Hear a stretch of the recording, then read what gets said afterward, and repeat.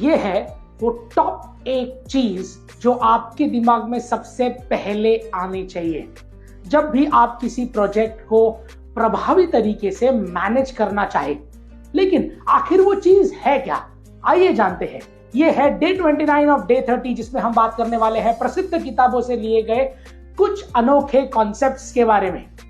आज हम making things happen किताब से लिए गए एक एनालिसिस, एक फ्रेमवर्क के बारे में बात करेंगे जिसका नाम है स्टेक होल्डर एनालिसिस मैट्रिक्स।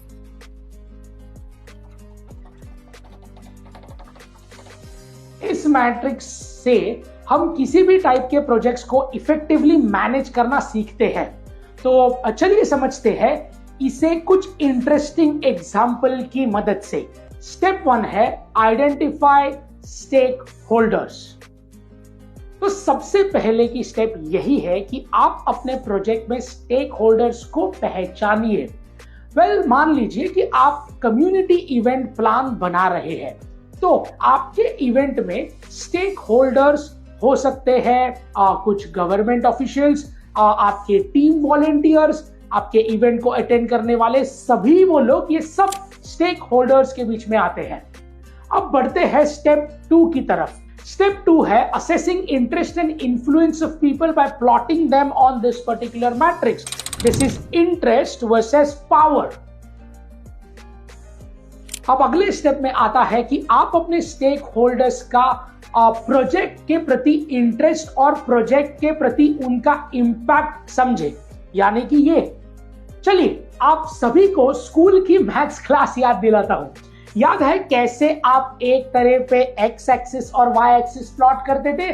बस ये उसी तरीके से है, जहां पे एक्स एक्सिस पर है इंटरेस्ट और वाई एक्सिस पे है पावर और इन्फ्लुएंस। और फिर सभी स्टेक होल्डर्स को एक एक क्वाड्रेंट पे हम शिफ्ट कर रहे हैं इस तरीके से, जैसे यहां पे दिखाया गया है। अब इन स्टेप 3 में हम जानेंगे कि कैसे प्लॉट करना है। So step 3 is nothing but developing the engagement strategies for these people. Now, कुछ ऐसी रणनीति बनाइए जिससे आप हर स्टेक होल्डर को अलग अलग क्वाड्रेंट में मेंटेन कर पाए। जैसे कि हम बात करेंगे अभी हाई इंटरेस्ट यानी कि ये, और हाई पावर यानी कि मैनेज क्लोजली। इस कैटेगरी में वो आते हैं जो गवर्नमेंट के लोग हैं, जिनकी पावर भी ज्यादा है, इन्फ्लुएंस भी ज्यादा और इंटरेस्ट भी ज्यादा है। Then we are talking about second, that is high interest and low power. This is this particular quadrant. यहां पे आते हैं वॉलंटियर्स का मोटिवेशन बढ़ाने के लिए जो जरूरी चीजें हैं वो हम कर सकते हैं। साथ साथ प्रोजेक्ट रिलेटेड अपडेट शेयर कीजिए जिससे उन्हें इंपॉर्टेंट और वैल्यूड फील हो। Then comes low interest and high power, where we need to understand that we need to keep these stakeholders satisfied.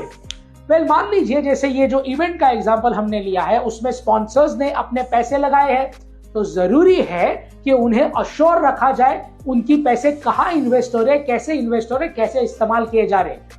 लेकिन उन्हें हर छोटी छोटी अपडेट देने की कोई जरूरत नहीं पड़ती, लेकिन उनको ये बताना पड़ता है कि कैसे ये उनके जो पैसे हैं वो हम इन्वेस्ट करने वाले हैं। सो they be less interested, but they're definitely high on the power and influence. And the fourth quadrant we are talking about less interest, less power, यानी कि monitor with minimum efforts।